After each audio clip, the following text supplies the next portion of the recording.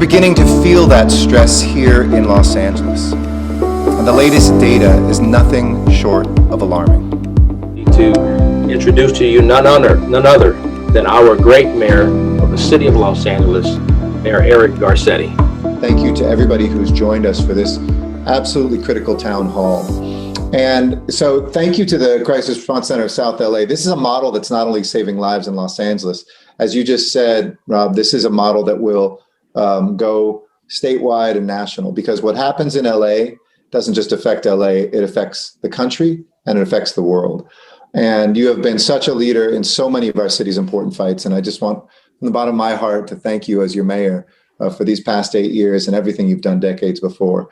My friends Cheryl Brand of Los Angeles Metropolitan Churches, Gia Ali of Operation Hope, Capri Maddox, our extraordinary general manager of the city's first civil and human rights department, Dr. Davis, who has been such a great partner, Dr. Veal, to the more than 100 faith and community-based organizations that comprise this. Thank you for showing what I said from the beginning is LA love, how we lead with love in this city always, even in your toughest moments. I know I don't look like it dressed this way, but I just came from the bicycle shop down the street, and I was getting my daughter's bicycle kind of tuned up. I bought myself a bicycle to help our local bike store. And the owner, a woman who runs the place with her husband, said, "It's been a year, hasn't it?" I said, "Yeah, yesterday was the 1-year anniversary of the emergency declaration, when we thought, we just needed that declaration in case things got bad, right? It's still about a week and a half since we shut things down, the 1-year anniversary." She said, "Was that a tough decision to make?" And I said, "No, it was the heaviest decision of my life, but it was the easiest decision of my life. Because when it came to saving lives," somebody asked me this from the LA Times in my briefing this past week, "Do you regret how California or Los Angeles closed things down?" I said, "Absolutely not, because you can only count the lives lost. We will never be able to count the lives saved, but we know they are amongst us. They might even be on this call tonight, that what we have done collectively has preserved families and communities, even in the face of so much loss and tragedy." And I feel that pain every single day of people who have lost lives in their families, lost their jobs, the stories of the doctors and nurses and folks who have witnessed the trauma, the essential workers who have gone to work every day driving a bus or stocking shelves, wondering if that is the day they're going to catch COVID and spread it to their family. But even as COVID has touched us all, it has not hit all of us equally. And that is a message I said from the very beginning. Before Capri Maddox became our general manager of a new department, she was the first appointed equity officer in the United States of America on a COVID response. Because we said from the beginning, if we're not looking at this with a racial equity lens, with a geographic equity lens, with an income equity lens, we're going to miss this, because COVID might infect us equally, but it does not affect us equally. In other words, all human beings are susceptible to it, but it lays out those weaknesses and those mistakes and that trauma that's built up of years and decades and even centuries has been laid out. Being a person of color in South LA has meant you are more likely to get COVID-19, more likely to lose your job, your business. You're more likely to die or to have someone close to you lose their life. So COVID has taken hold of old disparities, and we must not just respond to COVID as if it was new. We must take this opportunity to fight COVID, to fight racism, to fight income inequality, to fight health disparity, to fight gender inequalities, all at the same time. And we stepped forward early on when we saw in Los Angeles that, like other cities, Black residents were dying at twice their represented population. We stepped up testing in South LA with partners like you. We stepped up messaging with key folks from Anthony Anderson to others. We went into our public housing developments and offered free testing. We built up for those with and without symptoms. Actually, the city of LA has now tested more people directly than any other government entity in the United States of America, from the federal government to the state governments, all the way down to our cities. And guess what happened after that first month? We cut African-American deaths to under the represented percentage. In other words, since that first month, a smaller percentage of the fallen are Black than the population at large, which shows you can do this. And we need to build upon that record when it comes to vaccines as well and save lives. And we didn't do it out of City Hall. We did it with you. We did it with the county. We did it with our state friends. We did it with organizations who were trusted It meant strengthening worker protections, protecting tenants, quadrupling testing sites like in Baldwin Hills and Vermont Vista that are home to more Black and Latino Angelenos, and shrinking that gap is one of our proudest achievements. But we've got a lot of work. As I said last night in my weekly address, hope is hanging on the horizon. And I hope you all can feel it, because I certainly do. For the first time in so long, I worked about 10 days at a vaccination site, and it was the happiest place on earth. I called it Vaxiland. I mean, the smiles, the tears, the relief. And we're going to be in America swimming in vaccines soon. I know this first phase, when everybody wants it now, is tough. But if you just look at the simple math, and as our president confirmed, and as I've said before too, we will have enough vaccines for the adult population of America by sometime towards the end of May. Between now and May, think about that. And then when we add our young people, we will have enough vaccines to vaccinate everybody in this country. So there's 3 phases to this. First phase that we're in, not enough vaccines. Second phase is not enough capacity, which we're building up here. Thanks to our work and the county who has just led on this, we have over 400 sites who can get vaccinated, more in absolute numbers and per capita. Compare that to San Francisco, where there's 11 places. Now, they're only a tenth the population, but that still means we're 4 times more places that we're building up. So when the vaccines do come, we don't have to miss a day. So I think we're going to miss that second. First phase, not enough vaccines. Second phase, not enough capacity. The third phase is going to be not enough people. And that's where we have to bring our people to get vaccinated. And that comes from a legacy of righteous trauma, of medical experiments, of disinvestment. I understand that fear, but it's up to us to be clear that this virus kills. And the longer we wait to get vaccinated, the more it can mutate and kill even more. So our strategy in the city has been 4-fold. I call it the 4 T's. First is truth. Tell the truth always. Let Black folks know that a Black woman developed one of these vaccines. Let them know that all 3 are good. As we kind of say to our kids, you get what you get and you won't get upset. Take a vaccine when it's offered. It's going to work. We got to tell the truth, first and foremost. That's the first T. But second, we've got to work with folks that people trust. And that's why this coalition is the strongest in the nation, because all of you didn't build trust when this pandemic came. You've built it every hour of every day of every week of every year for the last few decades. And so when we press that trust button, people know who we are. It's like when I went door to door the other day to get people to one of our mobile vaccination sites.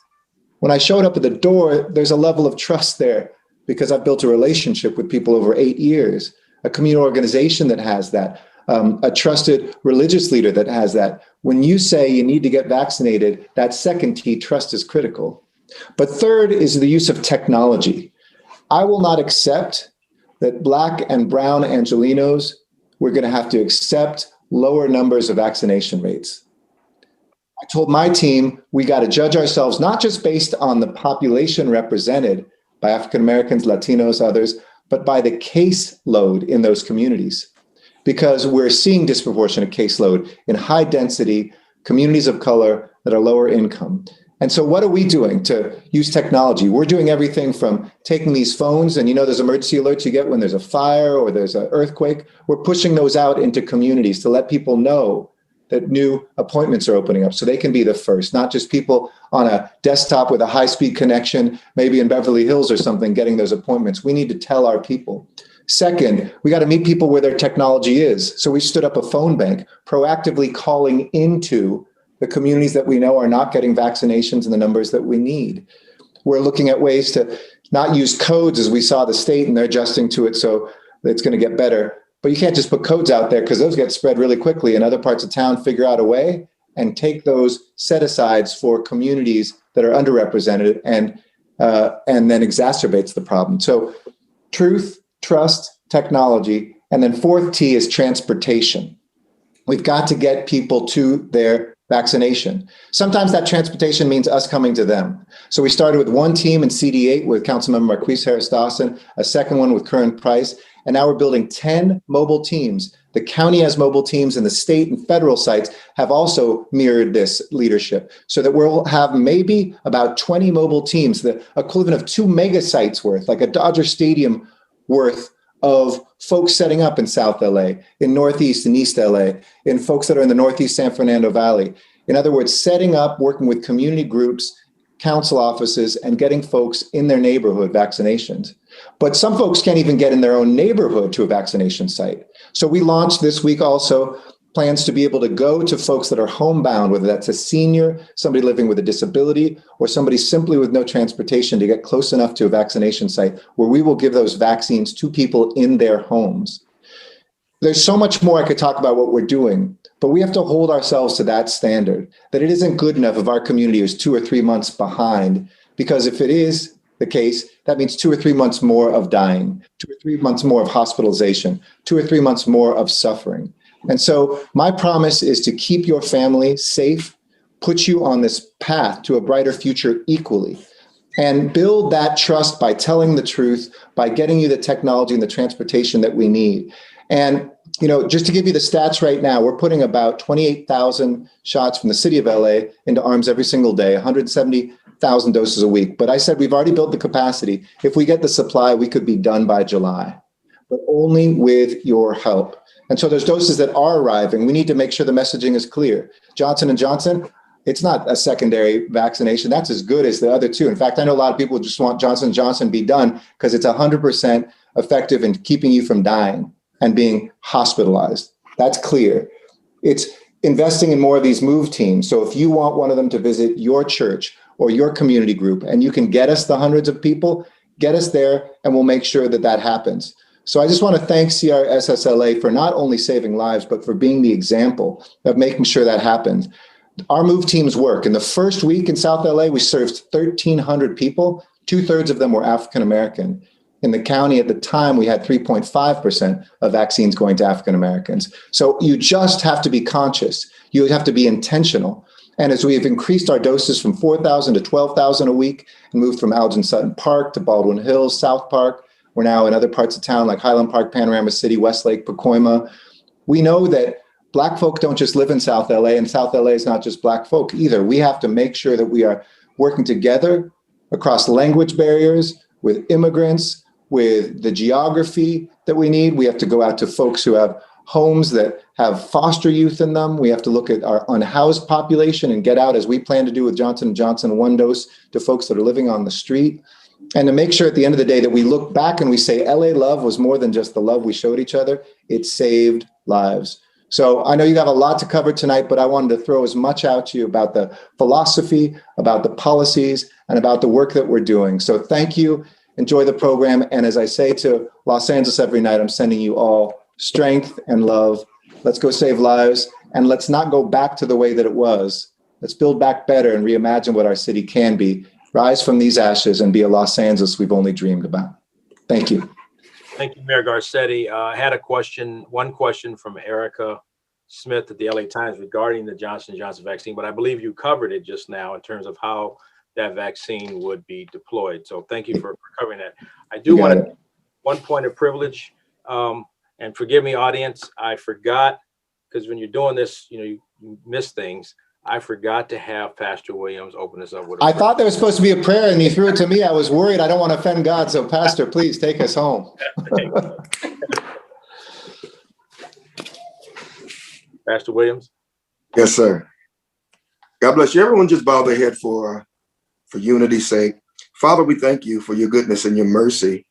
Lord, we ask you that you be with us this evening. Lord, continue to bless our wonderful mayor as you strategically lead him through these tumultuous waters of the COVID-19. Lord, look on our city officials this evening. Look on our first responders and our moderators, our panelists, and all the concerned citizens that have tuned in all over the world, wherever they may be. And Lord, for the next few moments together, let your spirit of peace, let your spirit of help, let your spirit of grace and unity and mercy bless us and be with us now. Lord, continue to touch us and lift us, encourage us and inspire us to love each other, and continue to prick our hearts and remind our minds that we're better together than we are apart. And let your spirit of healing now and safety and deliverance and camaraderie cover us now.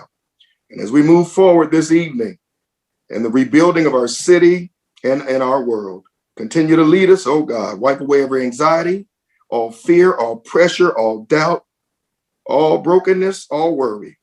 And Lord, let us know that you are with us. breathe on us this evening. And we give you all the praise for it in the matchless name that's above every name. Thank God and amen. Bless you. Thank you, Pastor.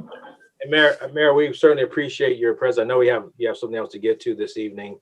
And I do want to just highlight one thing you didn't mention that's important to the community that I think is a great thing that your office is doing. And that is a partnership with University of Southern California. Yes. With a mega vaccination site that's kicking off next week. If you want to, I don't know if you're prepared to talk about that. Yeah, absolutely. So yeah, it'll start next week and we're praying for more supply. I'm going to start a reality show called Vaccine Hunter, but if it comes in, we do expect it to come in. This will be a site on the southeast corner of USC. So it's going to be accessible with public transit and in the community. It'll be a walk-up and a drive-through site. So folks can come with multiple modes. And we also announced a partnership with Uber, hope to work with all of you to distribute free Uber rides for folks that don't have transportation, to be dropped off, go through the walkthrough, and then to get picked up. There's about $500,000 worth of discounted and free Uber rides as well. So that will be rolling next week. We are looking for different locations and know that we're looking for more. And I know the county is too. Southwest College is a potential expansion site. As we get enough vaccine, we're going to be looking throughout, and we're heavily investing in South LA as really the epicenter, just as we did with Crenshaw Christian. So Dodger Stadium is the big one for the whole area, but this should be the second biggest that the city is running anywhere in LA. That's phenomenal. Thank you. And just so you know that CRSS LA through Community Build has been able to secure about $15,000 worth of Lyft coupon rides as well, should you have. Great. Okay. Excellent. And we'll be pushing Lyft to equal Uber. So we're non-discriminatory. We want them both. There it comes. Thank you, Robert. On that note, thank you very much. I know you've got to go. We're going to transition to our panel now. Thanks, everybody.